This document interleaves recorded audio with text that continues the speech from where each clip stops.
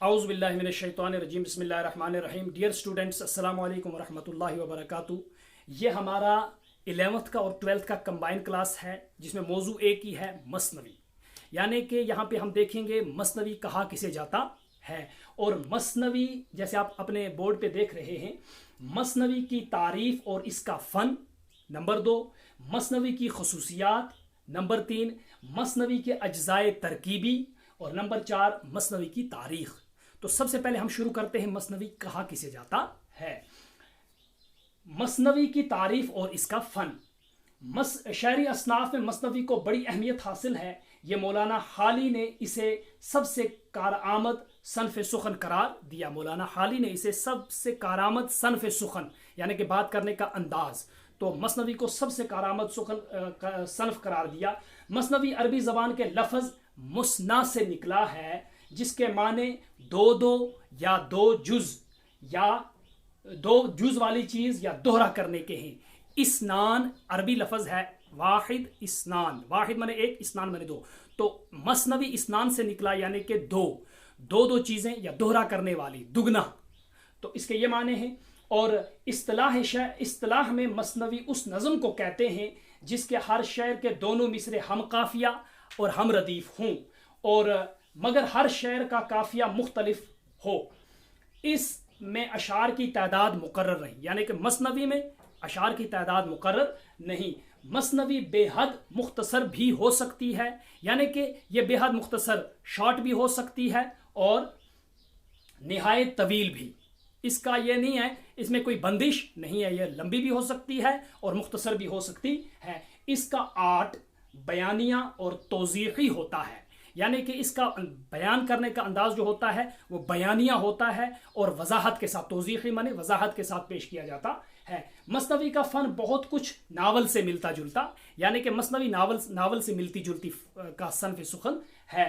مثنوی کے لیے ضروری ہے کہ اس کا پلاٹ مربوط اور گتھا ہوا ہو، یعنی کہ جو اس کا پلاٹ ہوتا ہے، یعنی کہ جو اس کا بیک گراؤنڈ ہوتا ہے جس کے اوپر مثنوی لکھی جاتی ہے، تو وہ مربوط ہونا چاہیے، یعنی کہ مستحکم ہونا چاہیے. واقعات منطقی طور پر آگے بڑھیں، قصے میں آغاز، وسط اور انتہا موجود ہو. یعنی کہ 3 چیزوں کا ہونا ضروری ہے مثنوی کے اندر. ایک ہے قصے کا آغاز صحیح ہونا چاہیے. وسط کہتے ہیں درمیان کو، جیسے ہمارے ہاتھ کی 5 انگلیاں ہیں اور دو یہ تو بیچ والی جو ہے اس کو وسط کہا جاتا ہے. اسی طرح عصر کی نماز کو نماز وسطیٰ کہا جاتا ہے، وسطیٰ مانے بیچ والی. تو یعنی کہ جو مثنوی کا بیچ کا حصہ ہوتا ہے وہ، اور انتہا یعنی کہ جو آخری حصہ ہوتا ہے مثنوی کا، آغاز، بیچ والا حصہ اور آخری حصہ، تو ان چیزوں کا ہونا ضروری ہے. علامہ شبلی نے مثنوی کے لیے حسن ترتیب، کردار نگاری اور واقع نگاری کو ضروری ٹھہرایا ہے. مثنوی کے لیے 7 اوزان مقرر ہیں. اوزان وزن کی جمع، یعنی کہ مثنوی کے 7 اوزان ہیں. مثنوی ایک اس طویل نظم کو کہتے ہیں جس میں کوئی واقعہ تسلسل کے ساتھ بیان کیا جائے. مثنوی اس قصے کو کہا جاتا ہے جس میں کوئی واقعہ تسلسل یعنی کہ کنٹینیوسلی پیش کیا جاتا ہے، اسے مثنوی کہا جاتا ہے. اب دیکھیے مثنوی کی خصوصیات. اس کی خصوصیات کیا ہیں؟ کریکٹرسٹکس مثنوی کی کیا ہیں؟ نمبر 1، تسلسل اور ترتیب، یعنی کہ اس میں تسلسل ہونا چاہیے، ربط برقرار رہنا چاہیے، ٹوٹنا کہیں سے، کہانی کا جو جز ہے وہ کٹنا نہیں چاہیے. اور ترتیب، مثنوی کی پہلی خصوصیت یہ ہے کہ اس میں تسلسل اور ترتیب ہوتا کہ سارے واقعات اور پوری داستان مکمل طور پر ذہن میں آ جائے، یعنی کہ قاری کے، پڑھنے والے کے ذہن میں پوری داستان سمجھ میں آ جائے. اس طرح سے اس کو پیش کیا جائے. نمبر 2، واقع نگاری. جو اس میں ہم واقع بیان کر رہے ہیں، کوئی ایپیسوڈ بیان کر رہے ہیں، وہ کیا ہے؟ مثنوی میں واقع نگاری کے تمام اصولوں کی پابندی بڑی اہمیت رکھتی ہے، یعنی واقعے کی تمام اصلی خصوصیات دکھائی جائیں اور معمولی باتوں کو بھی واضح کیا جائے. اس میں کوئی بات چھپی ہوئی ہونی نہیں چاہیے، ہر چیز کو بیان واضح طور پر کیا جانا چاہیے. 2، نمبر 3، کردار نگاری، یعنی کہ جو اس میں ایکٹنگ کرنے والے جو کردار ہوتے ہیں ان کو بھی اچھی طرح سے دکھایا جائے. مثنوی میں کرداروں کی بڑی تعداد ہوتی ہے. ان مختلف کرداروں کے اخلاق، طرز زندگی، مزاج، گفتگو اور رہن سہن کی تمام امتیازی خصوصیات کو قائم رکھنا ضروری ہے. یعنی کہ وہ کیا کرتے ہیں، ان کا اٹھنا بیٹھنا کیسا ہے، ان کا کردار اس میں کیا ہے، اس چیز کو درشانا ضروری ہے۔ اور نمبر 4 اسلوب بیان، بیان کس طرح کیا جائے مثنوی کو۔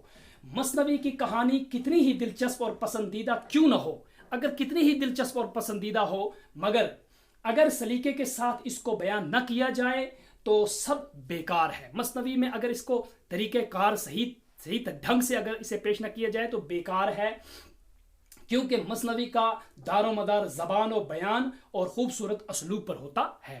اس کا دار و مدار زبان و بیان پر ہے۔ آداب بیان، آداب انداز بیان مختلف نہیں ہونا چاہیے، ایک ہی جیسا ہونا چاہیے۔ اس کے بعد مثنوی کے اجزاء ترکیبی، مثنوی کے اندر کیا کیا چیزیں ہوتی، اس کے اجزاء ترکیبی کیا ہیں۔ سب سے پہلے آتا ہے حمد و نعت۔ حمد و نعت، مثنوی کی ابتدا حمد یعنی اپنے رب کی تعریف اور رسول پاک صلی اللہ علیہ وسلم کی نعت سے کی جاتی ہے، یعنی کہ مثنوی کا آغاز خدا کی حمد سے اور رسول پاک صلی اللہ علیہ وسلم کی نعت سے کیا جاتا ہے۔ نمبر 2 مدح فرما روائے، مدح فرما روائے وقت، یعنی کہ جو اس وقت کا بادشاہ ہو اس کی تعریف میں کچھ کہا جائے۔ یہ مثنوی کا دوسرا جز ہے جس میں حاکم وقت کی تعریف کرنا اس کے لیے ضروری تھا، کیونکہ حاکم وقت کی تعریف وسیلہ روزگار تھا۔ جو مثنوی لکھنے والے حضرات تھے وہ اس میں وقت کے حاکم کا بھی اس میں تذکرہ کرتے تھے، کیونکہ ان کا روزگار اسی پیسے سے چلتا تھا۔ نمبر 3 تعریف شعر و سخن، سخن کہتے ہیں بات کو، تو اس حصے میں اپنی شاعری کی تعریف و تعلیٰ کی جاتی ہے تاکہ اپنی شاعرانہ اہمیت کو ثابت کیا جا سکے۔ مثنوی لکھنے والے جو حضرات تھے وہ اپنی شاعری اور اپنی تعریف کے لیے کچھ کہتے تھے تاکہ اس میں دلچسپی پیدا کی جائے۔ پھر ہے قصہ یا اصل موضوع، کون سا ٹاپک ہے، کس ٹاپک پہ مثنوی لکھی گئی ہے، بیان کس طرح کیا گیا ہے، یہ ضروری ہے۔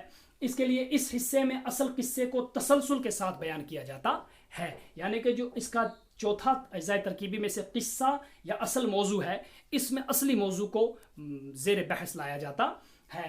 5واں ہے خاتمہ، خاتمہ یعنی کہ اینڈ، اس کا جو خاتمہ ہو وہ بھی اچھے انداز میں ہونا چاہیے۔ اس آخری حصے میں اس کا آخری حصہ، اس آخری حصے میں قصے کو کلائمیکس کہا جاتا ہے۔ کلائمیکس یعنی کہ آخری حصہ اس کا، تو اس کو کلائمیکس کہتے ہیں۔ آگے دیکھیے مثنوی کی تاریخ، مثنوی کی تاریخ یعنی کہ شروعات مثنوی کی کیسے ہوئی۔ عربی میں مثنویاں نہیں لکھی گئی ہیں، یعنی کہ عربی میں یہ چیزیں نہیں لکھی، مثنوی جو ہے اس کو عربی میں نہیں لکھا گیا ہے، جبکہ فارسی میں شاہنامہ فردوسی اور مثنوی مولانا روم جیسی بلند پایہ مثنویاں موجود ہیں، فارسی میں بہت ساری لکھی گئی ہیں۔ فارسی کی تقلید میں سب سے پہلے مثنوی دکن میں لکھی گئی۔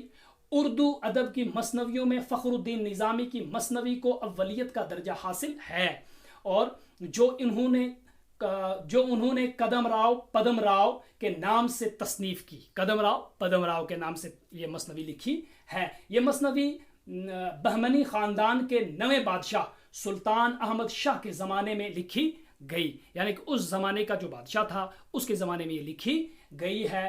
اسی دور کی ایک اور مثنوی اشرف بیابانی نے نوسرہار، جس کا موضوع کربلا کا واقعہ ہے، قابل ذکر ہے، یعنی کہ واقعہ کربلا آپ کو تو پتہ ہے، امام زادوں کی شہادت، تو اس کے بارے میں لکھی گئی ہے۔ دیگر مثنویوں میں عبدل کی ابراہیم نامہ، ملا وجہی کی کتب مشتری، ابن نشاطی کی پھول بند، نصرتی کی گلشن عشق وغیرہ شامل ہیں۔ یہ ساری مثنویاں قابل ذکر ہیں۔ شمالی ہند میں جعفر زٹلی، فائز دہلوی، شاہ مبارک آبرو اور شاہ حاتم نے اچھی مثنویاں لکھی ہیں۔ میر اور سودا کی مثنویاں بھی اہم ہیں، یعنی کہ یہ وہ مثنوی نگار ہیں جنہوں نے اپنی مثنویاں لکھی ہیں۔ خواجہ میر درد کے چھوٹے بھائی میر اثر دہلوی کی مثنوی خواب و خیال بھی اسی دور میں لکھی گئی، یعنی کہ شروع میں دکن میں مثنویاں جو لکھی گئیں ان میں یہ قابل ذکر ہیں۔ میر حسن کی سحر البیان، پنڈت دیا شنکر نسیم کی گلزار نسیم اور نواب مرزا شوق کی زہر عشق اردو کی سب سے زیادہ مشہور مثنویاں مانی جاتی ہیں، یعنی کہ جن کا ذکر ہم نے اوپر کیا، یہ سب سے اردو کی مشہور مثنویاں مانی جاتی ہیں، جو لکھنؤ میں لکھی گئیں۔ آزاد اور حالی نے بھی اس تصنیف میں طبع آزمائی کی۔ آزاد اور حالی نے بھی اس میں اپنی طبع آزمائی، یعنی کہ انہوں نے بھی اپنے آپ کو اس میں آزمایا۔ اسماعیل میرٹھی، علامہ اقبال اور حفیظ جالندھری کی لکھی ہوئی مثنویاں کافی مقبول ہیں، یعنی کہ یہ وہ شعراء حضرات ہیں جن کی مثنویاں قابل ذکر ہیں اور بہت شاہکار مثنویاں مانی جاتی ہیں اور بہت مشہور ہیں۔ یہ دونوں کلاسز کے لیے 11th اور 12th کے لیے مثنوی کا موضوع تھا جس پر ہم نے بحث کی۔